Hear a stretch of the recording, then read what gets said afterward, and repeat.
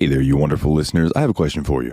Do you want to make a podcast? Well, Spotify's got a platform that lets you make one super easily and then distribute it everywhere and even earn money all in one place and for free. How can you beat that? It's called Spotify for Podcasters, and here is how it works. Spotify for Podcasters lets you record and edit podcasts right from your phone or computer, so no matter what your setup is like, you can start creating today.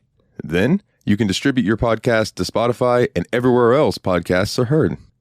Video podcasts are also available on Spotify. And when you want to take conversations with your fans to the next level, there are Q&A and poll options available, and those are the best way to get them talking. With Spotify for Podcasters, you can earn money in a variety of ways, including ads and podcast subscriptions. And best of all, it's totally free with no catch. Ever since I've discovered Spotify for Podcasters, it has made doing my shows like the Steam Machine Podcast, Yabs Pod, and the JRPG Report much, much easier to do. Like being able to just go on there, record them, upload it, boom, it's done.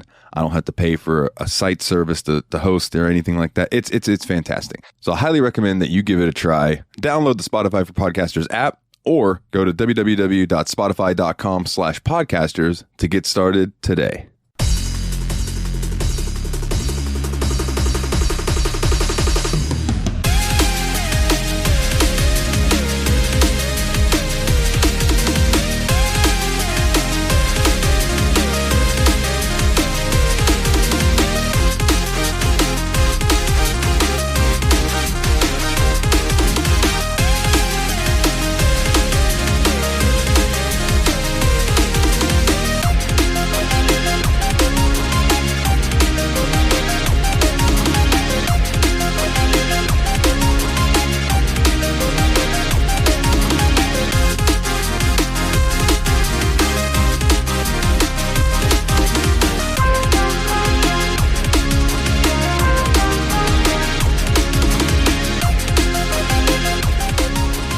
Hey everybody, and welcome to this week's episode of the Steam Machine Podcast. My name is Dalton, and joining me as always is my good buddy. Yo, what's up? I'm Willie. How's it going, man? And this week we have lots of spooky talk for you and a Trails update to kind of give you an idea of where we're at in the game before we spend the next 3 weeks playing a couple other things and really diving into it.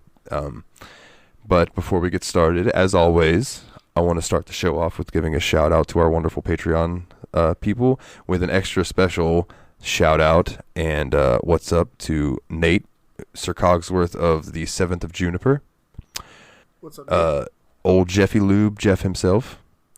Thank you. Which, speaking of Jeff, you will all get to hear his lovely sultry tones next week on our Phasmophobia episode. He's going to be joining us as a guest, and I look forward to that. It's going to be a good time.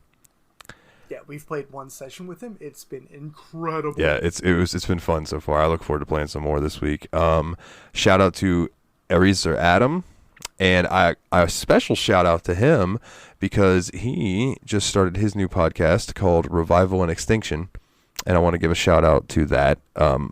He released his first episode. I don't know if it's a teaser or if it's actually covering a game. I have not had a chance to listen to it yet because he sent it to me right before we came on here to record. But he's a good guy. Check it out. I think it's along the same lines as our show. But he when he messaged me and told me that we had inspired him to do this, he was like, "Don't worry, I'm gonna make sure to look and see what you guys are playing, so we don't ever cross. I don't want to take anything away from you guys." And I was like, "Oh, bro, don't even fucking worry about it, man.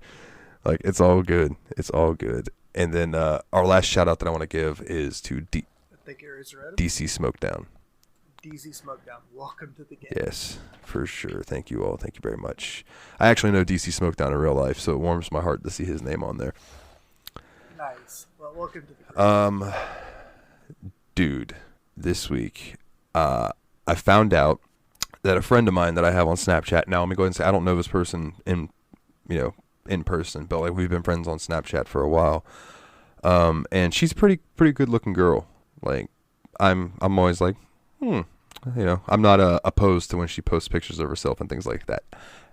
The other day, she posted a thing about go add me on TikTok. So I was like, okay, I'll go check her TikTok out. Now, I don't want to cause any issues, so I'm not going to give away names or anything. But I go on her TikTok, and it says, dancer at blank club, former porn star, porn star name. Immediately, I'm like, is that so? Let me ask my old friend Google. Typed it in, looked her up. Boom. There she is in all of her glory, getting pounded in various ways. And I was like, this is wonderful. Oh, neat. It was very interesting. Like, because I've always wanted, like, you always have that thought to yourself, like, I wonder if anybody I know has ever done porn. Yeah, and I mean, the thought always is there. And then boom, I found somebody that I know that's done porn. I'm like, there you go. I can stop having that thought now because it finally happened to me. So it's like I can take that part of my brain and allocate it to other information as opposed to just hunting for somebody who's done porn. Now you can just join me and like obsessively catalog Doom wads for the rest of your life. But this week, before we get into the trail stuff, which is really just going to be an update because I had a busy week. I think Willie had a busy week. We didn't get to touch it too terribly much. Yeah, I will be honest to our fellow Trails fans out there. We may have played about 3 weeks of Trails or 3 hours of Trails in the last 2 weeks. Yeah. I've done a lot of like running around and fighting enemies and stuff like that. But side questing, but not a lot of severe plot. Yeah, but I do want to talk about some spooky stuff this week, and hell yeah, and I'm equipped for that. And I was going to say, I would like you to start off. I know you had some things written down about analog horror, which I've always been interested in. So, by all means, good sir, let's talk about some analog horror first. We're just jumping right into this then. Okay, yeah, no problem. So, I believe it was on the episode about the Blair Witch Project that I mentioned that I was like into the idea of analog horror, which is it's a YouTube subgenre, well, subgenre at this point, but I think Local 58 is like the main analog horror channel that a lot of the analog horror people come from. But before we get to there, we should get to how that genre first emerged. So I want to kind of talk about YouTube original horror stories for a little while. And I think one of the more interesting channels that kind of became one of the early influencers in that space was a channel called Marble Hornets. And I think I've mentioned Marble Hornets before, but so before analog horror became its own full genre, it was a channel that it had some really obvious influences. Like the Marble Hornets show was influenced by like found footage horror movies, like the Blair Witch Project. It was also influenced by ARGs, especially like there was a group called 42 Entertainment that did a bunch of licensed ARGs that were based on various commercial properties, but they were kind of like weird, strange ways to like build up hype to those. So like there was one called I Love Bees that was based on Halo 2, but it was like, oh, you would not even know it was based on Halo unless you were like there the whole way through. And then there was also the one they did first called The Beast, which was based on the movie AI. And then they were also the same people that did Nine Inch Nails' Year Zero, which I think was one of the best ARGs I'd ever been a part of. Like, Year Zero was really cool. It was like this alternate, like, near future horror story where there was like, God, it is a little hard to explain it. And I think we get a little bit off track just trying to explain Year Zero, but it was really neat. It's also one of my favorite songs by Ghost. Year Nice. Zero. It's good stuff. And then, again, Marble Hornets also, they drew off of the Slender Man, which was a character that was an internet mythos character that came from the Something Awful forums originally. And they just kind of brought all these things together, because, like, this is also where they first jumped off. Their first trailhead thread was on the Something Awful forums, but they posted it kind of like it was an ARG, and the videos kind of combined these things, where they were, like, found footage videos where people were, like, walking through the forest and they see a spooky guy, and they're walking through the forest and they see a spooky guy. But then they'd have like interruptions from other uploaders on their channel, and it would be like more like coded mystery type questions, like more ARG like. Yeah, I've seen stuff like that with like the girls. I don't remember her name, but it was like the girl that goes missing, and then all of a sudden her channel starts adding these cryptic ass videos about where she's at. I know the one you're talking about. That's probably a way better point I should have used as a reference. I did not actually write this one up, but that's a really good one. I can't remember the name of it. Go ahead. I can find it real quick, though, if you keep going. Yeah, okay. But, so I could continue just talking about Marble Hornets. Like, they basically did the same thing for a little while, where it was kind of spooky Slenderman video, followed by spooky code video, etc., etc. Real quick. What's Lonely Girl 15, right? Ash blogs. Or, I'm sorry, Ash vlogs. Oh, we're maybe thinking of a couple of Yeah, different ones. We might, because it was... And I would say Lonely Girl 15 was also kind of something similar in this vein. No, yeah, I'm just looking through Nexpo's stuff, which we'll get to him later, but... Oh, yeah. But so, so eventually, there was a lot of episodes of this show. This was a very long running show. It lasted for like literally 5 years or something on Twitter or on YouTube. And then there were other shows that were like very clear knockoffs of Marble Hornets. Like my favorite one was ML Anderson Zero, but there were a lot of other ones, and all of them kind of also dealt with like internet monster memes, like the Slender Man, and also Jeff like, the Killer, like the Rake. The Rake was a very popular one in a lot of those, but like most of them just kind of didn't know where to go with it. So there were like spooky video shot into the thing, and then coded video with weird messages, but they didn't really know where to go with it, and it all kind of faded out for a while. And then like I think the next thing that really changed that genre was when Chris Straub brought up his Local 58 channel. Now, Local 58 is incredible. I love Local 58. That's the one that I think is really the actual grandfather of analog horror. So instead of being based on other people's internet stories, he has these original videos that are based on like an original mythology, but it's like it comes through these anomalous materials that are through purported broadcasts from this UHF TV channel from a small rural area. And like they're like errant broadcasts, things that were never supposed to be broadcast, things like that. And I think like the influences obviously seem to be like that one was based on like strange late night local broadcasts that actually happened and like syndicated before TV was syndicated, before TV was always networked, like public access TV, weird shit like that. And then like I remember channels going dark and stuff too, like at a certain time. Exactly, like that is one of the things, like the last broadcast before a channel goes dark at the end of the night, and that's like one of the huge things. And then it's like they realized that they could fill that time with infomercials instead and make money. But like before the day of the infomercial, back when that was like only on QVC, I feel like it. Yeah.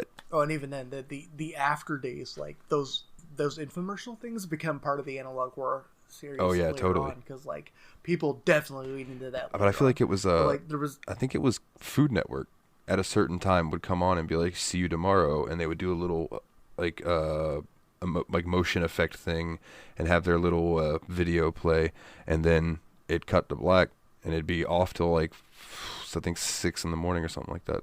Yeah. But sorry, it was just a memory. Just all those over-the-air channels would just shut down. Like Food Network more recently, but like over-the-air channels, they would broadcast until like 1:30 and be like, "That's the end of the day. The late night show has gone off, and now it's over." And like I don't know, that's like kind of a weird twilight hour, and it was neat. And then like one of the other influences was like the VHS artifacting you see on videotapes, especially you like see that in like the movie VHS, but like tracking lines and notation on the screen for like where it's like play or pause or like SPELP, that kind of thing, and like the default video texture or video toaster editing a lot of sites had in those days. And then like it was also all that shit was combined with like emergency messages, like message you would get in the middle of the night was like a fucking horrible storm would be going on, or maybe it was just a test. Maybe it was just 99% of the time it was just a test, and it almost let your guard down. It's just a test, but don't look at the moon. The moon one, that is one of theirs. So yeah. And then there was like it was also kind of inspired by that shit, but also like actual hijacking of those lower signal stations, things like the Max Headroom incident. Oh my god, yeah. Like, I don't know if you're familiar with the Max Headroom. Yeah, I am. You can go ahead and tell the people though. So, Max Headroom was a popular TV show in the early 1980s. It was a character that was supposed to be like the first computer-generated actor or whatever, and he was like kind of a wacky guy, a little weird, totally hip 80s dude. So they did this. There was during a broadcast on WGN during an episode of Doctor Who that they were showing late at night. There was someone that just broke in with their own signal, pirate radio style, and they had like someone emulating the Max Headroom style. But the shit he was saying was just like wild and weird and all that. This is something that really happened. Yeah. This isn't like me being creepypasta. This is like legitimately like an intrusion that happened in a large television. And it's market. unsolved. Like, you can look up, yeah, to this day. Yeah.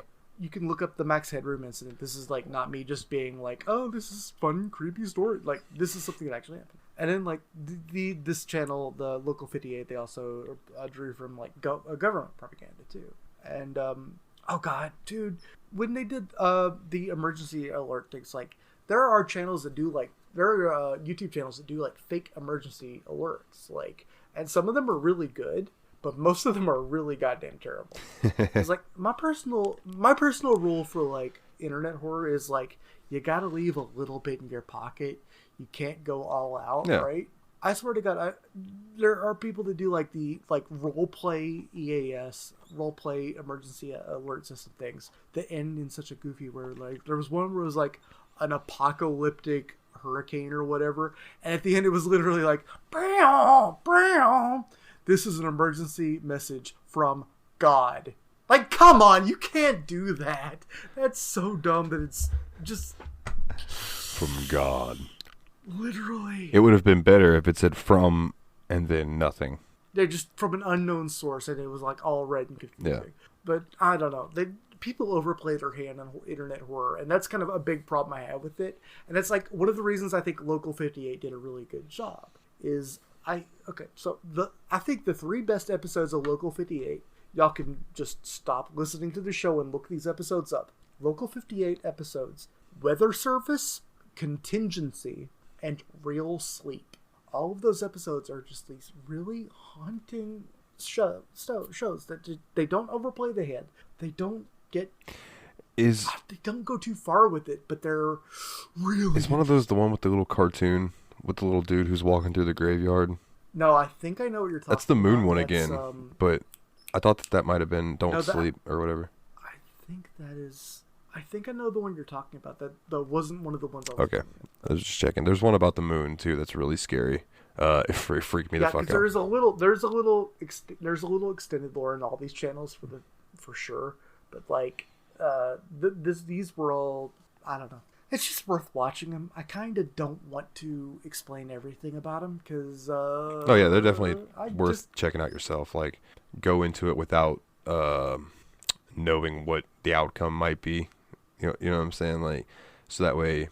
Yeah, it's kind of like when you're trying to sell a video game to somebody. Like, when I was trying to sell Persona 5 to people, they were like, what's the story? And I'm like, well, I don't really want to tell you much of the story. I want you to experience that for yourself. It's fucking fantastic. Like, it's worth your time. That's what I'm going to tell you, is that Local 58's worth your time. Yeah. But then there were a lot of other really cool channels that adopted stuff from Local 58. And so I've made some notes of a couple channels that I thought were definitely worth looking at if you're a fan of Local 58 and you wanted to see more stuff that was like it, but in slightly different directions. So here are the channels I wrote down that I had definitely really enjoyed in the past. I think Gemini Home Entertainment is pretty much the most ambitious one that isn't Local 58. So in the context of its fiction, it is a videotape company that does educational and informative films. So it's like VHS tapes, like, you would rent them from the library and learn a little bit about the world. And so they have videotapes like Advanced Mining Vehicle or Our Solar System. Those are 2 of the video titles. Everything in them is really interlinked, and you should probably just watch them from the earliest to the newest video because it does a really good job of bringing it back to forward in a really cool way. But like, it's the most ambitious. They literally did one where it was like upcoming video game whatever, and like video game shit that references like one of the things they did in the past. It looked like a PlayStation 1 game, and then they actually put out that video game. They literally have that as a downloadable PC game that looks like a PlayStation 1 game that references the things that they've done in the past. Like, it's wild. That's pretty sweet. And then other really good ones, I thought Eventide Media Center It reminds me of Gemini a lot in the sense of scope. It's also very really cool in that sense. It's also very storyline based, but it's all about incidents that happen in one small town in New England. And I think that's also another one you want to visit from the back to the front. That one is really cool. Like, I really enjoyed that one a lot. And the other one I brought up is the Minerva Alliance. Which I haven't heard that one. So this one, like, the idea of the Minerva Alliance is it's more along the line. It brings back a little bit of that old ARG energy. Like, the things that they show you have, like, codes and mysteries and puzzles on them, and, like, intended to be solved by the people watching them. The idea is that it, like, has captured broadcasts that were supposed to have been shown and then were shut down by the government or by the FCC and all of that. But, like, it's, like, forbidden video footage. Okay, that's kind of cool. Like the stuff that would be redacted in SCP stuff. Yeah, exactly. This is the stuff that this is the stuff they don't want you to see. This is what the government doesn't want you to know about. But then again, like, when you start watching it, you're like, oh, should I have been watching this in the first place? Maybe I shouldn't have learned this. Like, I don't know. It's a cool kind Cognito hazards are some of the best horror, in my opinion. Oh, the shit that's like, as soon as you know about this, there's no going back. And it's like, oh, yeah. That's fucking terrifying. So some of the stuff that I have written down are just some of my favorite spooky YouTubers. For different things, different levels, I'll try to explain the different ones. The first one I have written down is Nexpo, NEXPO.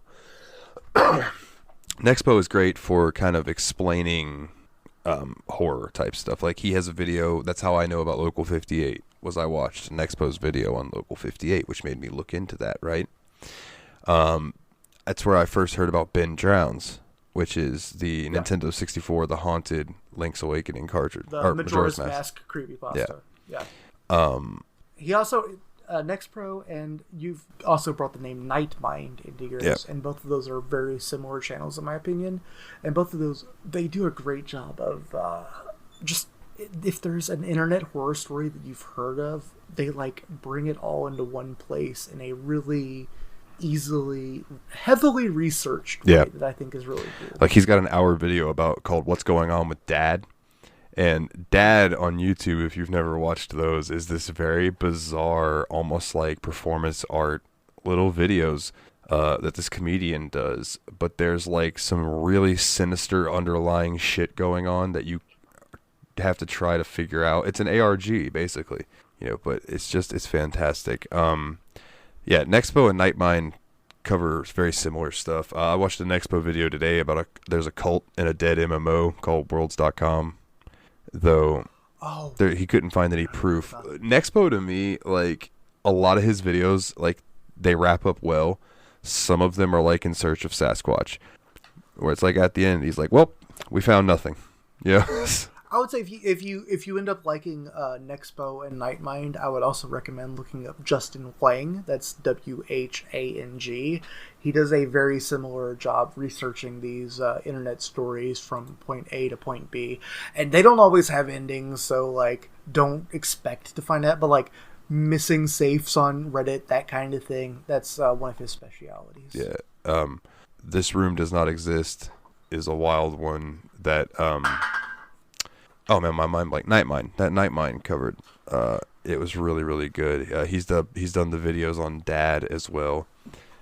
He's another really good one. He did one on I Am Sophie, and I'm telling you all these without super going into them because I'm still in the ARG area, and, like, these are things you really should experience for yourself without us giving away too many spoilers. So I'm hoping that you guys listening will take these and actually go look them up if they pique any interest for you.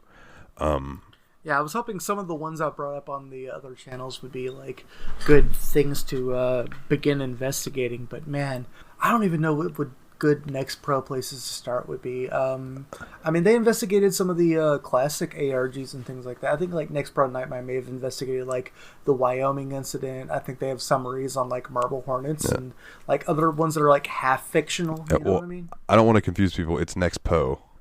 Next Po, sorry. I'm sorry. But I would say, like, maybe his video on, like, I Am Sophie or no, I'm sorry, not I Am Sophie. That was Nightmind. Ash Vlogs. Like that was the one that got me into him. Another one of my spooky YouTubers that this guy is more like covers gore and like shock gore and stuff like that, and he doesn't ever show it, but he talks about it. So like I was always interested back in the day about like why the fuck people. So there was this website called heaven666.org, and it was another like your E-Bombs World, your Newgrounds. It had stuff like that on there, but there was a lot of gore. A lot of it. And I was always curious as to like why people were so interested in looking up like someone who's gotten their head blown off by an AK-47 and things like that. Well, Plagued Moth covers that type of stuff, and I listened to him talk about it, and the depravity it's the depravity of other people that fascinates me. That humans can put other people through different types of things like that. So if you're into listening to someone tell you about a video where someone gets eviscerated with a chainsaw, and then kind of like where this video came around, if it's real, if it's been proven to be fake, kind of the details that he can find out about the people that were in it, that kind of thing. It's really quite interesting stuff. And he reminds me of my buddy Wes, like, so it's like I have this weird thing where like he acts just like my buddy Wes. When I'm watching him talk, it's kind of like I'm just watching a buddy of mine talk about some fucked up shit, which is something that I would do anyway. So he's really good. Plagued Moth. Charismatic fucker. But that leads me to like Wendigoon, which is Wendigoon, and he by no means needs any plug or anything. Like Wendigoon, when I first started watching him, had like 9,000 subscribers, and he did some iceberg videos. He did an iceberg about the conspiracy theories. Like he has a conspiracy theory iceberg series. And then he did the SCP iceberg, which is where I first heard about SCPs, actually. And now he has... He's the person that introduced you to the SCP. Yes. So he went from having 9,000 when I first started watching him, that he now has 669,000. Sorry, what? 669,000. Nice. Nice. Level 69 pants, LOL. Got him. But Wendigoon's really good. Really, really good. He's a very charismatic dude. Everybody calls him Dad in the comments. They're like, Dad, I like that shirt you're wearing this week and everything. And he made it this one point in this one video he did. He's like, I'm really thankful that you guys all call me Dad and not Daddy, just because of the way people have ruined the word Daddy.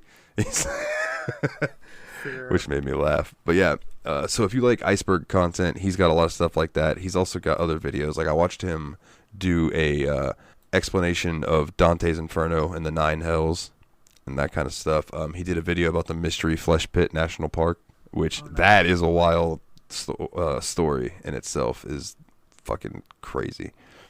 Yeah, long one. Yeah, it's long. It's very, very long. The video that he did on it's about an hour, and it's fucked up, but it's really good. I like a lot of his stuff.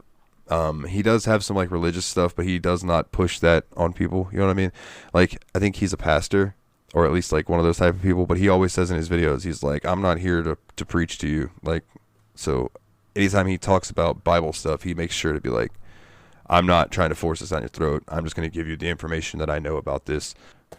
I respect that. Seems like a really cool perspective to have. Yeah, I totally respect it. And then he does episodes where he'll explain things from the Bible, like this one, the death of David, and things like that, where he'll just talk about something from the Bible, which interests me because the Bible to me is an interesting story. People take it a little far. We don't need to get into that, but I think it's an interesting story. Sure. But yeah, really enjoy him. He's the one who introduced me to SCPs, which leads me over to the Volgun, which he spells it as one word. It's TheVolgn. Volgun. The Volgun. And this dude does the work of God. Not literally, but he, like, I'm scrolling through all his videos right now. He covers SCPs. And, like, he'll be like, "Good afternoon. My name is Dr. Miller. And the SCP that we're covering this week is, let's say SCP 6096. Willie went to go take a piss. Will I remember to edit this out? Probably not, but that's okay. 'Cause Willie just had his dick in his hand taking a piss. He was taking a piss. He's taking a piss. He took a piss and now he feels better. Oh, no, he took a piss. I actually thought that you were just going to keep on going, sir. No, you walked away and I paused and I hit my bowl and I just started singing to myself. We're going to delete all that. Wait, how far back did we lose? We're talking about Volgan. Yeah, we were on Volgan. So basically, like, he will pick an SCP and then cover that week. But, like, he does different voices. He does editing. So, like, if people are talking on a tape recorder, it actually sounds like they're talking on a fucking tape recorder. And he goes through, basically, when you go on scp.wiki, there are listings for each SCP, and they're listed out like containment procedures, experiences, logs, things like that. And he will actually go through and read it all to you. And then when it gets to the logs and stuff, he will play those like he's playing a tape back. And it is fan-fucking-tastic, dude. Like, his coverage of the SCP, anytime you tell me, like, oh yeah, go look up this SCP, I was looking at it, it was pretty cool. Before I even go to SCP Wiki, I head over to Volgan's YouTube and see if he's covered it. Because if so, I'm going to listen to him talk about it. Like, it's fantastic. I'm going to link all of these that I can remember in the website show notes. We have a lot in show notes to link, but I'm sure we will get there because I trust in you. Yeah. I'll remember it eventually. And then like another SCP one, like the Volgan, he's just, you need to fucking check him out. It's really fucking good. And then the Exploring series is another one that covers SCP type stuff, and they get a little more deep into it. Whereas the Volgan covers specific SCPs, the Exploring series will cover things like Dr. Wondertainment, what happened at Site 13, like that type of stuff. So Tales. Yeah. Man, I'm a big fan of Dr. Wondertainment in general. Like, that's one of the most fun subplots on SCP to me. Yeah, I like him a lot too. Exploring also has gone into like the Cthulhu mythos, Warhammer 40,000.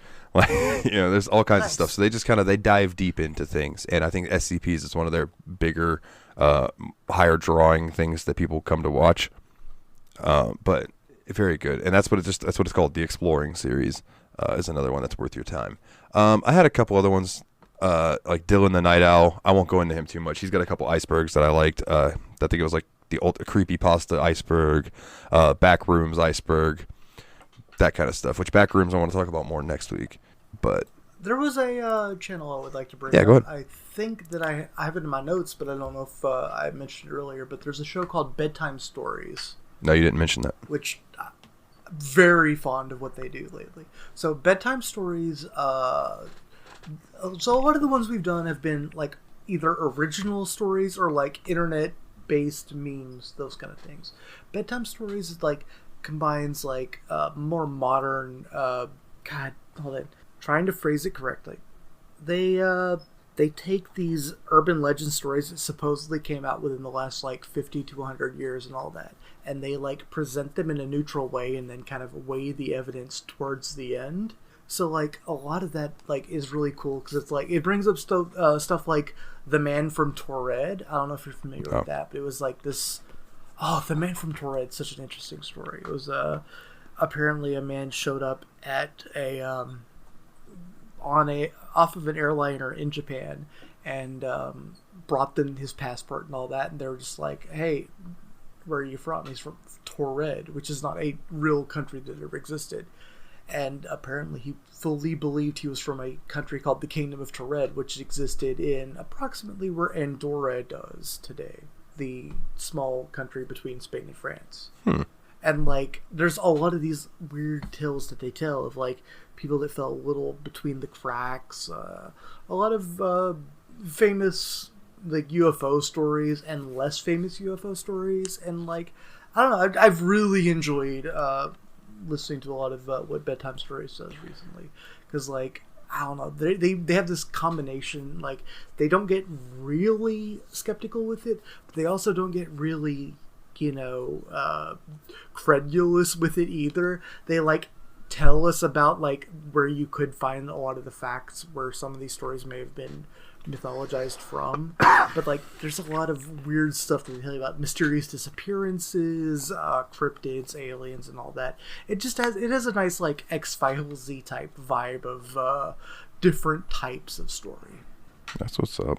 And the one thing I really enjoyed about Bedtime Stories is that they have like a unique artist who does these like huge sweeping God, these just black and white, like, I don't know if they're watercolor, but they're kind of that style portraits of everything that happens. So you might be seeing something about these terrible disappearances that happened in Brazil. You might be seeing these things that are like strange, missives that happen from what, but like the illustration is really good. It just really nice. I'll have to check that out. I haven't seen that, but I'll have to check it out. Yeah, I'll send you a link to it. The name of the show is Bedtime Stories, and I don't know, it whips ass. Like, the narrator is very good, the illustrator is very good, the audio is very good, and I think they do a really cool... Like, if you're just in the mood for spooky stories, you don't want everyone to be like, well, this obviously didn't happen because of this. But you also don't want them to be like, well, clearly this means aliens are among... Like, I feel like they do a nice neutral job there. And, like, I don't know. When you're in a good spooky mood, sometimes that's all you want. Yeah, for sure. I only have a couple more to talk about, and then I got a palate cleanser before we talk about a little trails and get out of here. But, like, this one was done by Adult Swim, of all things. It's called This House Has People in It. Oh! Holy fuck, is this thing confusing and also terrifying. Like, it starts off, and there's just, like, these two parents and a baby, and they're sitting around in the kitchen, and their daughter's just laying face down on the floor. And this one, I believe, is related to Too Many Cooks. Yeah, I believe so. I believe it is. As she... But it's less comedy, more... way more what the fuck. Way more. As the video goes on, her parents are, like, screaming at her and stuff. She starts slowly sinking into the floor, like, phasing through it, to the point that they end up, like, taking a bed downstairs and laying it underneath her, and the family's going fucking crazy. Like, without going into too much detail, I could tell you basically the end because it doesn't really affect anything, but, like, just all of a sudden everyone's dead. Like, there were all these people that showed up outside. They were there for this birthday party, and they're just all dead, and it doesn't fucking explain a thing. You watch, it's like 12 minutes long. It's 11 minutes 54 seconds, and by the end of it, you are going to be seeking another video on YouTube, and might I recommend the one by Nightmind, of explaining This House Has People in It. Because it's wild. It's an ARG. It's wild.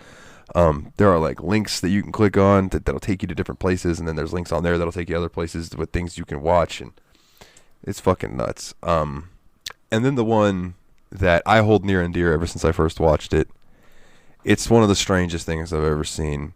It's a series. I love it to death. Don't Hug Me, I'm Scared. Oh, yeah. Okay. Don't Hug Me, I'm Scared is fucking classic.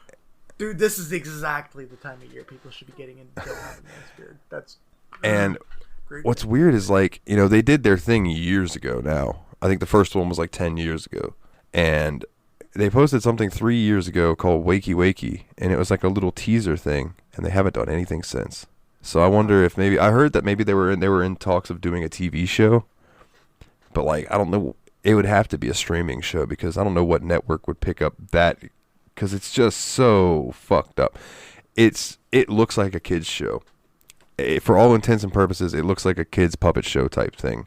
Yeah, it's kind of like, imagine if Wonder shows it, except instead of if the joke was funny, the joke was, I'm going to fuck your entire shit up now with horror. Yeah, because it goes from, like... Oh, well, there's a video right here that says they finished filming Don't Hug Me, I'm Scared, the major TV show update. I'm going to have to watch that later. Each episode starts out like it would be a normal little kids show. Like, there's going to be, like, the first one's about creativity. And she's like, you can use whatever color you want. Use a creative color. And the guy's like... Use a creative color? That's not a creative color. And the guy's like, I like green. She's like, green is not a creative color. And just, like, little things like that. And then things start dying. And there's very violent and disturbing imagery. And it's just fucking wild. There's, like, 6 or 7 episodes in total. And actually, I take that back. There's weird, 8. It's mysterious, it's wrong, and it's awesome. There's 8 episodes in total. You need to watch them all in one sitting. It'll take about, 30, 45 minutes to watch them all. Holy shit. It'll make you think. Like, you start thinking about what it's actually about because there's a lot of meta commentary going on in it that you're not going to put together until you have watched the entire thing. So I really think that, like... You should check it out. Don't Hug Me, I'm Scared. Definitely worth. If you look up anything that I have personally mentioned tonight, look up Don't Hug Me, I'm Scared. It's really good. Which leads me to the palate cleanser. Good sir, have you ever heard of YouTube checkpoints? Yes, I believe you mentioned the concept of YouTube checkpoint in a not too distant episode where you were like, you found a place where people were just like in the comments talking about like, you found a YouTube checkpoint, this is something completely different. Yep. But I don't remember how you got there, and you mentioned that you don't really know how you get there in the first No, yeah, place.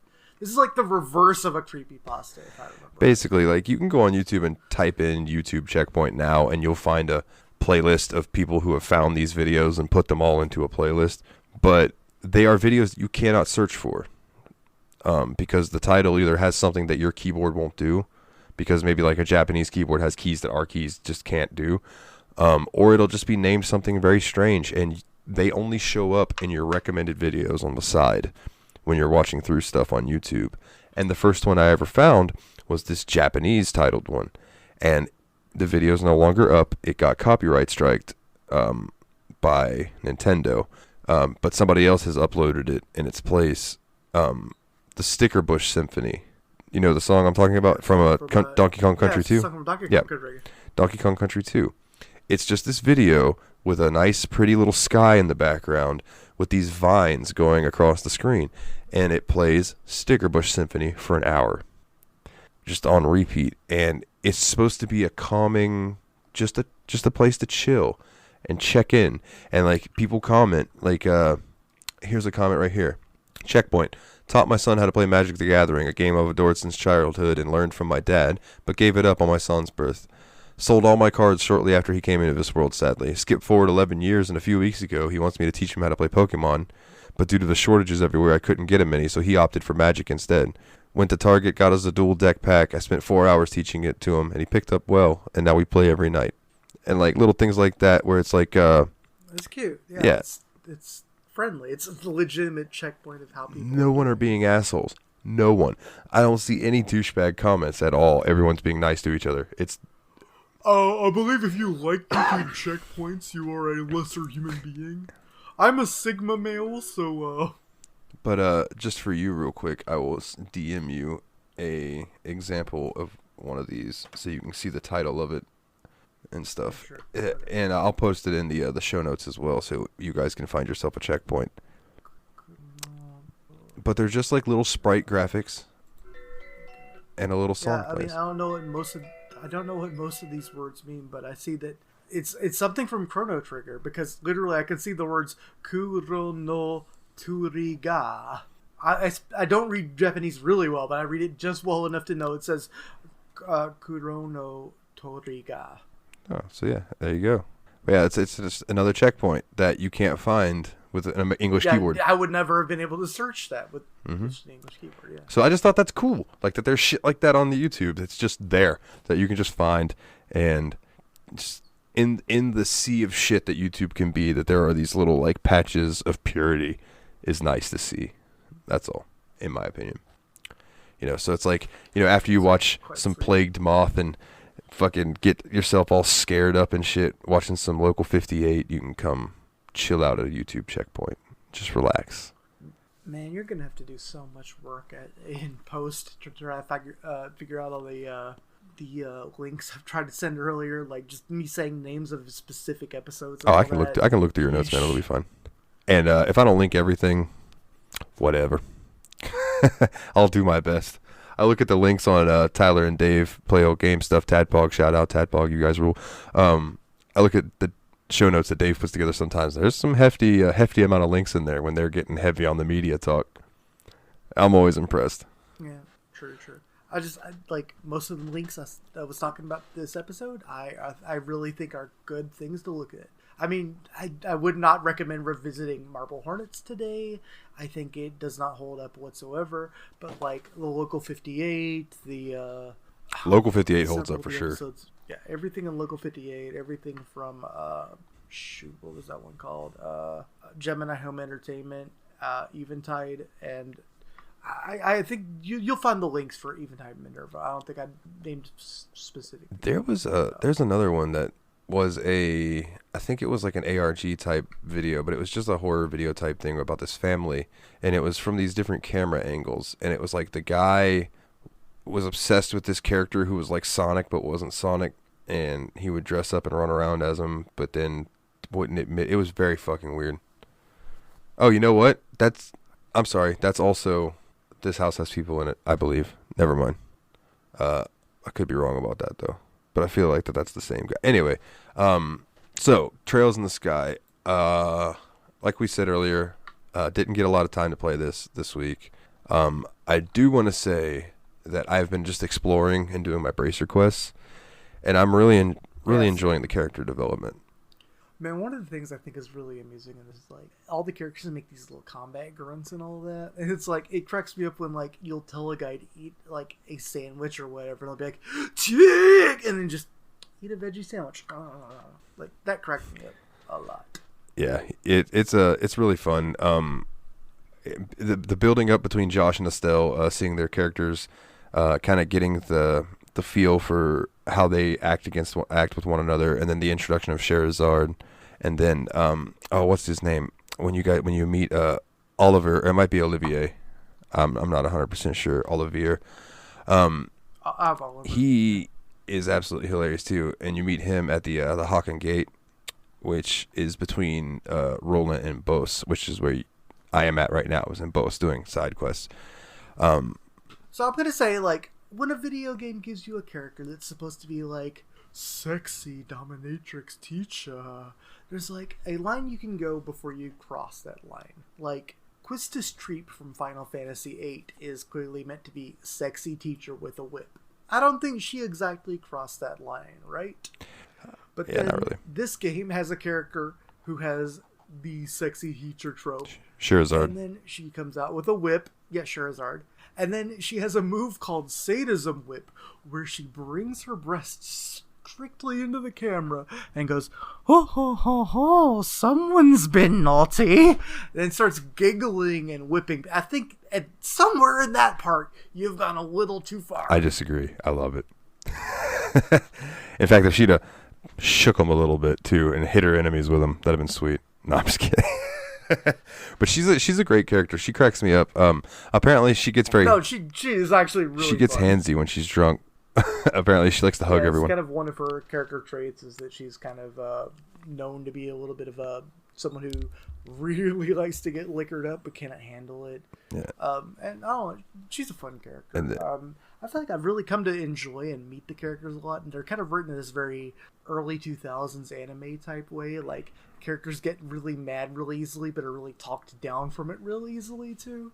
And it kind of amuses me. Like Estelle was like the main character. Estelle, your main player character. She's like really rash, but she's also like completely like chill as soon as someone explains anything to her. Yeah. You know what I mean? Yeah, and her being 16 comes out in her for sure at times, which leads me to Joshua's not that way. Joshua's very unfeeling.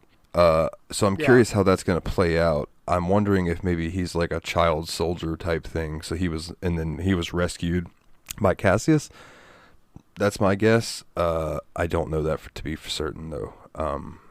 And then yeah, there's kind of an unspoken, but like he was definitely not completely innocent when he was rescued. I think is kind of the implication that we got early on in the game.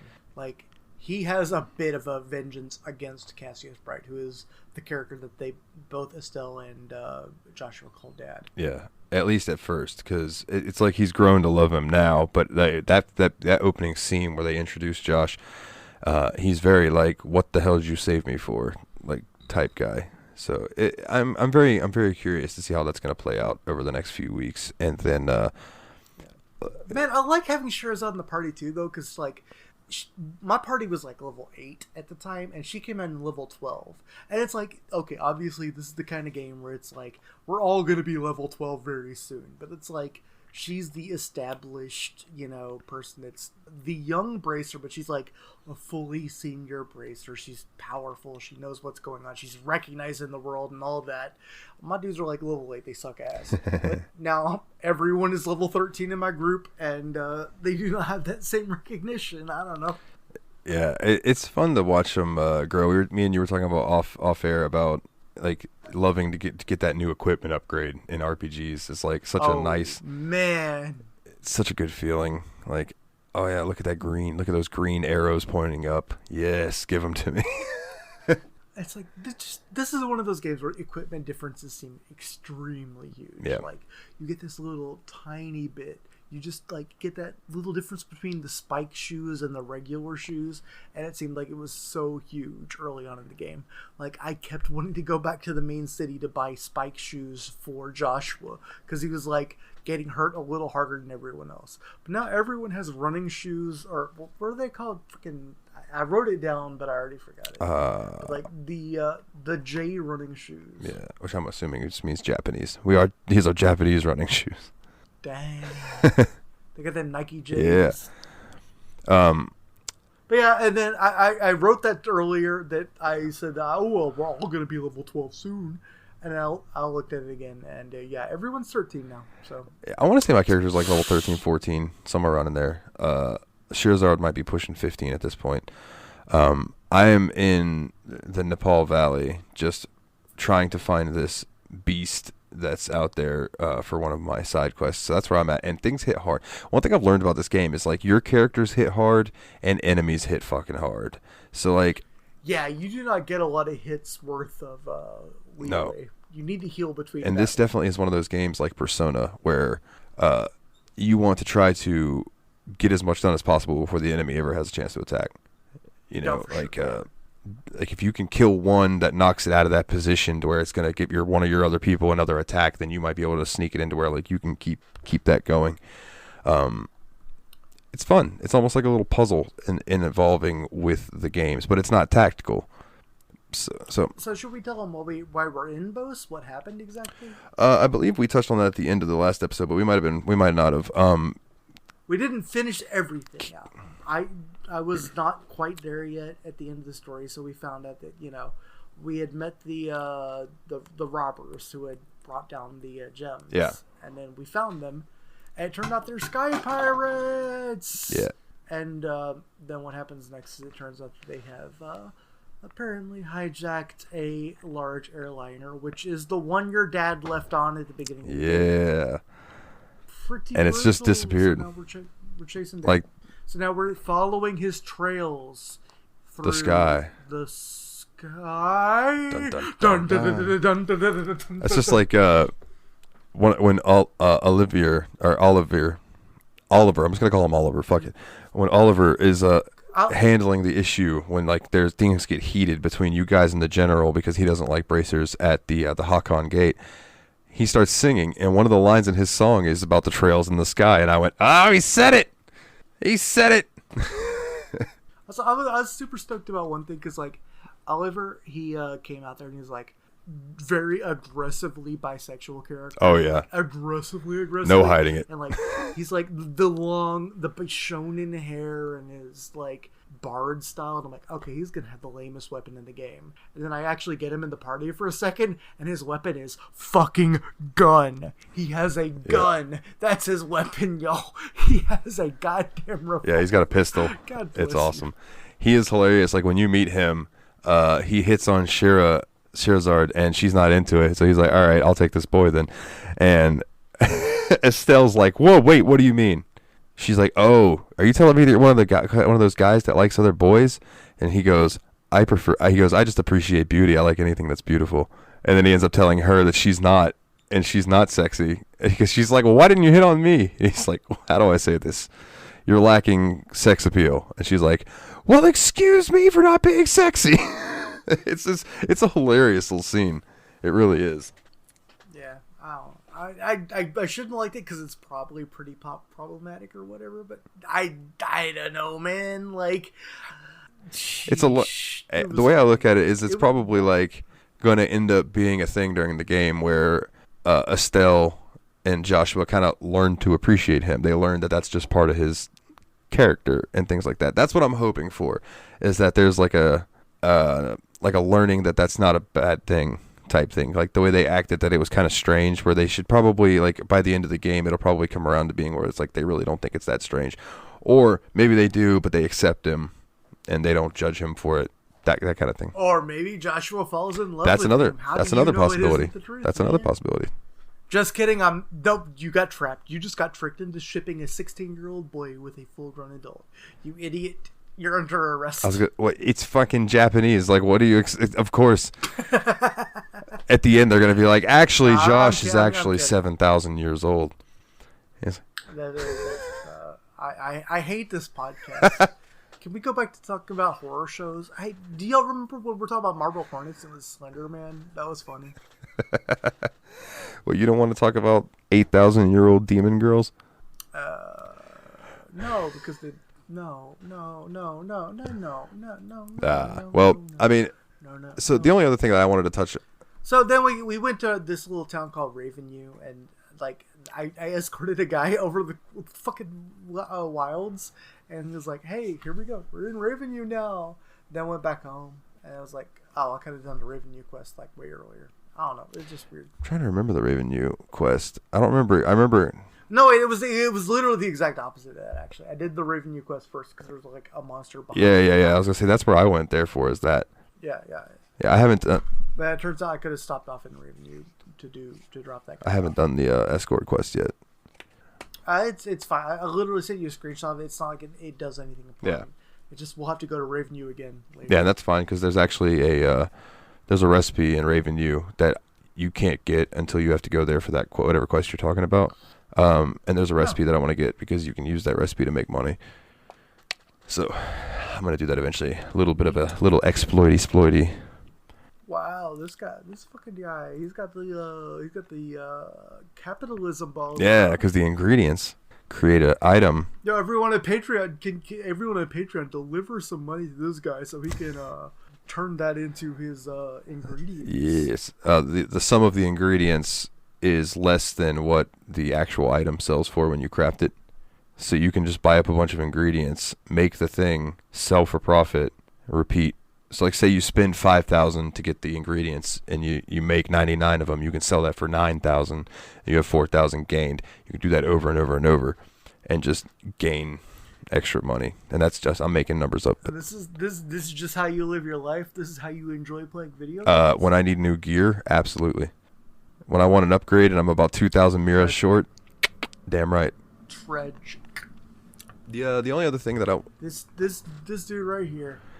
the only other thing that I wanted to touch on was the music of this game. It's fan-fucking-tastic. Oh my god, dude, seriously. I've been absolutely loving... I've had music for this game stuck in my head since like 2 weeks ago, since we started doing this game. This music is phenomenal. This game is like literally up there in that same genre as like your, fucking Chrono Triggers and your Final Fantasies and your Dragon Quests. The music is it's just it wires itself in your head. Then one day you're just sitting around, and it's like, where did that come from? Yeah, the battle song is called Struggle. Sophisticated Fight. Yeah. Sophisticated Fight, and it's composed by the Falcom sound team, JDK, which consists of Hayato Sonata, Wataru Ishibashi, Takahide Murayama, Maiko Hattori, and Yokihiro Jindo. And if I could meet any of those people, I would shake their hand and be like, you did a good fucking job. Now, in the Discord, Eraser Adam said that if we like the music from this game, wait till we get to Cold Steel, which is where this series really got popular over here, I think, was Cold Steel on PS4. Or it might have been PS3, actually, now that I'm thinking about it. But they've since been ported to PC, so of course they're on our list. Fantastic, though. I put the battle theme up there with Persona 5 as far as catchiness. Like, it just gets stuck in my fucking head. It doesn't have lyrics like the Persona 5, has lyrics and things like that, but just the piano work in this game's battle theme is tremendous. Yeah, The music has stuck with me over the last couple of weeks and is not gone away. Like, this is a really fun, like, the audio, like, I don't know, like, a game that sounds this good, I cannot even give any score less than 7.5 out of 10. Not that I'm going to give it a 7 out of 10, but, like, that's the minimum a game that has this kind of symphonic, beautiful sound. And on that note, I really don't have anything else to talk about for the game. Next week, we're going to be doing Phasmophobia with old Jeffy Lube. And Nate, I believe, is going to be joining us for that one as well. So that should be a good episode. And then after that, we're going to be doing the freebie horror stuff. And then the week. Yeah, so Nathan and Jeff are expected to be on that episode. So that will be fucking amazing. Jeff has played one game with the four of us. Me and Nathan had played the game a little bit before with the Tyler and Dave Play Old Games Tadpog group. We are not good at the game, and the game has been highly edited since then, and oh my god, we had a fucking nightmare of a session that was so fucking fun, so weird, so cool of us being ghost hunters. Like, it was so sick. But in order to hear more about that, tune in next week, because we'll be talking all about that game and what we think of it. If you would like to come join our Discord and chat with us about video games, vote for the games that come up on the show, that type of thing, you can go to bit.ly/TSMP Discord, and that is all capitalized. TSMP Discord, all capitalized, all one word. If you want to go to our website, it's bit.ly/The Steam Machine Podcast, and that is each first letter capitalized, like it would be, just proper naming convention. And then, do you want to get the episode early? Do you want to hear us talk a little about some shit beforehand, before we start the actual episode? Do you want to possibly get your name shouted out on the episode? Then you can go over to patreon.com/The Steam Machine Podcast. $1 a week gets you early access to the episodes. You basically get them as soon as I'm done editing them, and I put them up on the internet. So whenever that is for you. And if you donate $10 a month, you will get a shout out in each episode. And I would like to actually give them one more shout out. Nate Sir Cogsworth of 7th of Juniper, Jeff, old Jeffy Lube, Eraser Adam, and DC Smokedown. You guys rock. Thank you again, Nate, Jeff, Adam, and DC Smokedown. It means 8. Yeah, absolutely. And then, do you want a cool ass shirt? You want the Steam Machine Podcast shirt? You can check out tsmpproductions.threadless.com. I'm going to start adding some more stuff up there. You can either get shirts with my album covers and stuff like that on there, or you can get shirts with the Steam Machine logos. Speaking of albums, I just dropped a new album today.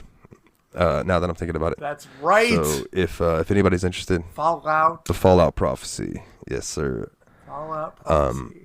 And there's a funny story behind that, but I'll tell it another time. But I think it's decent. I listened through it multiple times before I released it, putting it together. I like it. I hope other people like it. We'll see how it does.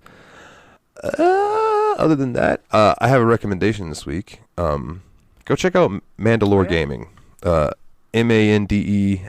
like Mandalore. Mandalore Gaming on YouTube. He covers gaming stuff. He picks random different little games, Divine Cybermancy. He covered the Thief series. It's just good. He's entertaining as hell. He's funny. That's my rec for this week. And is there anything that I am missing? Oh, one more time. Go check out Eraser Adams' new podcast, Revival and Extinction. I'm about to go listen to that after we're done here, and I'm done editing. I'm excited to hear that. And fucking Spooktober, man. Next week's going to be fun. You got any last words, my good sir?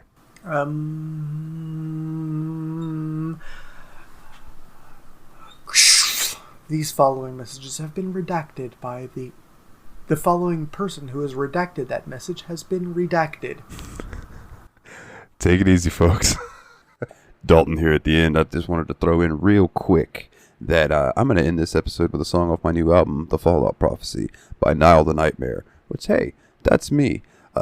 This song is called Jock Buns. You've saved the show again, and I think it'll sound really familiar to most of you. Enjoy, and as always, guys, take it easy.